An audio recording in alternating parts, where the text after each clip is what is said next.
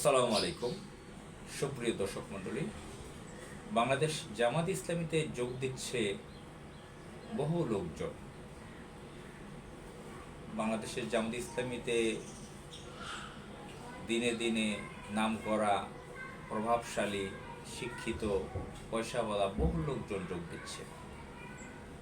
আমরা দুদিন আগে দেখলাম যে সোলাইমান চৌধুরী, তিনি একজন সচিব ছিলেন, উচ্চ পর্যায়ের একজন আমলা ছিলেন। তিনি এবি পার্টি নামের একটি পার্টি গঠনে সহযোগিতা করেছিলেন, সেখানে যুক্ত ছিলেন, সম্ভবত তিনি সদস্য সচিব ছিলেন। তো এবি পার্টির হিসেবে তিনি সোলাইমান চৌধুরী পরিচিত ছিলেন। তিনি সম্প্রতি জামাত ইসলামীতে যোগদান করেছেন। জামাত ইসলামের সমর্থক ফর্ম পূরণ করে তিনি যোগ দিয়েছেন। তো জামাত ইসলামীতে আরও বহু সমাজের প্রভাবশালীরা যোগ দিচ্ছেন। কেউ কেউ জামাত ইসলামের সাইনবোর্ড নাম ব্যবহার করছেন যে আমি জামাত ইসলামের অমুক অমুক, আমার আত্মীয় আছে। তো এখানে হিস্টোরিক্যাল ঘটনা যদি আপনারা জানেন যে ইসলামের বিজয় হওয়ার আগে লোকজন দূরে ছিল। যখন ইসলামের বিজয় হয়েছে, বহু লোকজন এসে বলা শুরু করেছিল যে আমরা এই দলের।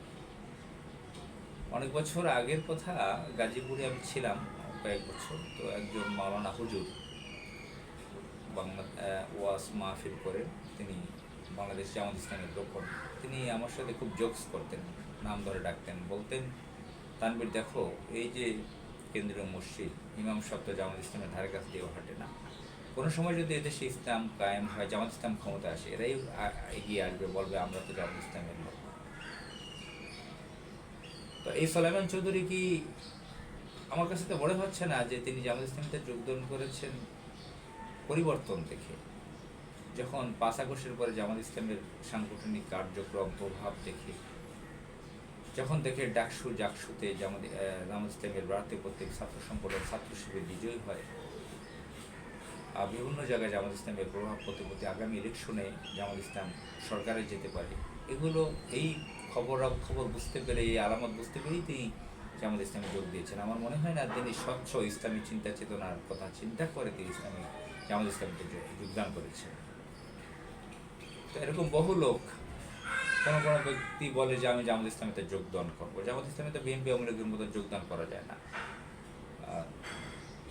ওই যে কালচার, যোগ দেবো ফুল দিয়ে, যে হ্যাঁ আমি মঞ্চে উঠে এখন জামাত ইসলামে যোগদান করলাম, এই পদ পেলাম, সামনে নমিনেশন পেলাম, এরকম বিষয়টা জামাত ইসলামে নেই। আমি একজন হুজুরকে চিনি, অনেক বছর তার সাথে দেখা সাক্ষাৎ নেই, তার সম্পর্কে প্রায় শুনি সংগঠনের লোকজনের কাছে। তিনি একজন আলেম, বড় একটা কামিল মাদ্রাসার ভাইস প্রিন্সিপাল, তার হজ ট্রাভেলস আছে, ফ্ল্যাটের ব্যবসা আছে, কোটিপতি, ধনী ব্যক্তি, অত্যন্ত প্রভাবশালী। তিনি আওয়ামী লীগের সময় 5 আগস্টের আগেও জামাত ইসলামের, তিনি যে এলাকায় তার বাড়ি, নিজস্ব বাড়ি ঢাকায়, ওই এলাকার থানার আমিরকে ডেকে তুচ্ছতাচ্ছিল্য করেছে, জামাত ইসলাম ত্যাগ করতে বলেছে। জামাত ইসলাম করে কি হবে বলেছে। 5 আগস্টের পরে সেই জামাত ইসলামের সেকেন্ড আমিরের ভূমিকায় আছে। আমিরের জামাতের আশপাশ দিয়ে হাঁটার চেষ্টা করে, জামাত ইসলামের পক্ষে কথা বলার চেষ্টা করে। জামাত ইসলাম হয়ে গেছে, খুব অ্যাক্টিভ জামাত ইসলাম হয়ে গেছে। তা এখন জামাত ইসলামের কাছে পৃথিবীর বিভিন্ন দেশের কূটনৈতিকগণ দেখা করছেন, ডিপ্লোম্যাটিক যারা কাজ করেন, বিদেশি মিশনের যারা আছেন, বিভিন্ন সংস্থার, ইউরোপীয় ইউনিয়নকে দেখলাম গতকাল দেখা করতে জামাত ইসলামের আমিরের সাথে। চাইনিজ যারা কূটনীতিক আছে তারা দেখা করেন, যুক্তরাষ্ট্রের রাষ্ট্রদূত দেখা করেন, স্পেনের রাষ্ট্রদূত দেখা করেছে, পৃথিবীর বিভিন্ন দেশে অস্ট্রেলিয়ার হাই কমিশনার দেখা করছেন। ভারতকে চোখে পড়ে না এখনো, ফাঁকে গিয়েছে কিনা জানেন। পৃথিবীর বিভিন্ন দেশের কূটনীতিকরা দেখা করছেন জামাত ইসলামের সাথে, জামাত ইসলামের আমিরের সাথে। জামাত ইসলাম সম্পর্কে এই যে জামাত ইসলামের নায়েবে আমির ডাক্তার সৈয়দ আবদুল্লাহ মোহাম্মদ তাহের আমেরিকাতে গিয়েছে, বর্তমানে তাকে বিশাল সংবর্ধনা দেওয়া হয়েছে। জাতিসংঘের তিনি গিয়েছিলেন সাধারণ অধিবেশনে যোগ দিতে।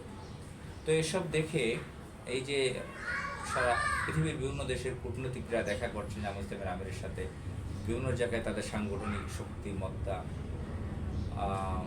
আন্তর্জাতিক যে গ্রহণযোগ্যতা জামাত ইসলামের দিন দিন বেড়ে যাচ্ছে, ব্যবসায়ীরা দেখা করছেন, ব্যবসায়ী প্রতিনিধিরা, ব্যবসায়ী সংগঠনের নেতারা দেখা করছেন জামাত ইসলামের আমিরের সাথে।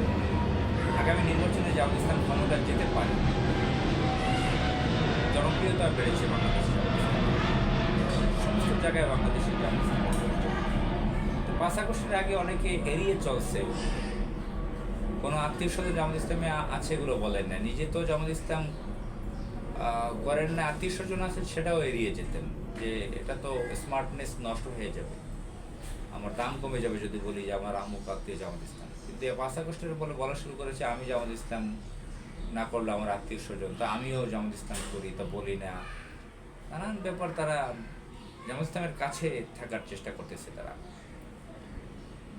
তো আমি মনে করি এটা মুনাফিকি স্বভাব, মুনাফিকি আলামত।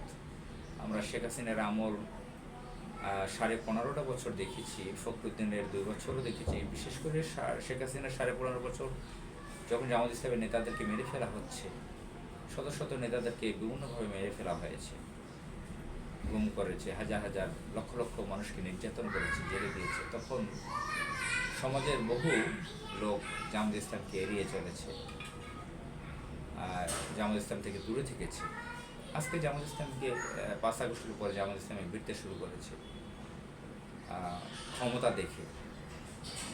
কিছু লোক তো বুঝে আসতেছে যে আগে ভয় ছিল, আসতে পারি না, এটা ইসলামের দল, সাধারণ মানুষ আসতেছে, কিন্তু চালাক চতুর কিছু লোক কিন্তু 5 আগস্টের পরে আসতেছে জামাত ইসলামে।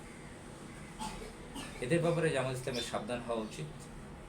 জামাত ইসলাম যদি কখনো বিপদে পড়ে এরা বড় ধরনের মুনাফিকি করবে। আসসালামু আলাইকুম।